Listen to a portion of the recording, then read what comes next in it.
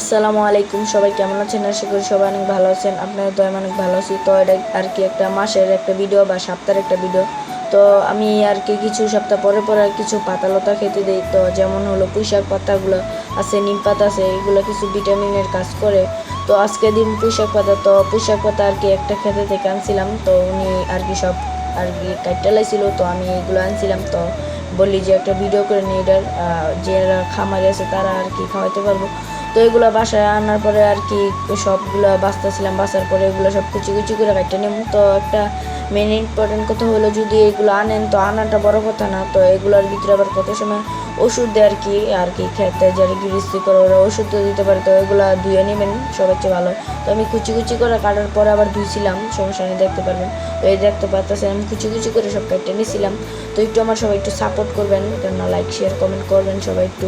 তো এদিকে সব আর কি যেই কুচি কুচি করছি শাকগুলো ওইগুলো সব ধুয়ে নিতেছিলাম আর কি। কয়েকবার ওই দোন দিয়েছিলাম, তিনটা বার আর কি দোন দিয়েছিলাম। তো সমস্যা নেই, দেখতে পারতেছেন। তো এই দিক দিয়ে আবার চালান নিয়েছিলাম, এই চালান অনুসার দিতেছিলাম সবগুলো আর কি। পানিগুলো জোরে সব পরে যেতেছিল গা আর কি, সব পুরো বলেরগুলো যা ছিল সব এক লগে দিয়ে দিছিলাম। পরে আরেকটা দোয়া দিছিলাম আর কি। মূলত আমি দুইটা দোয়া বা তিনটা দোয়া দিছিলাম আর কি।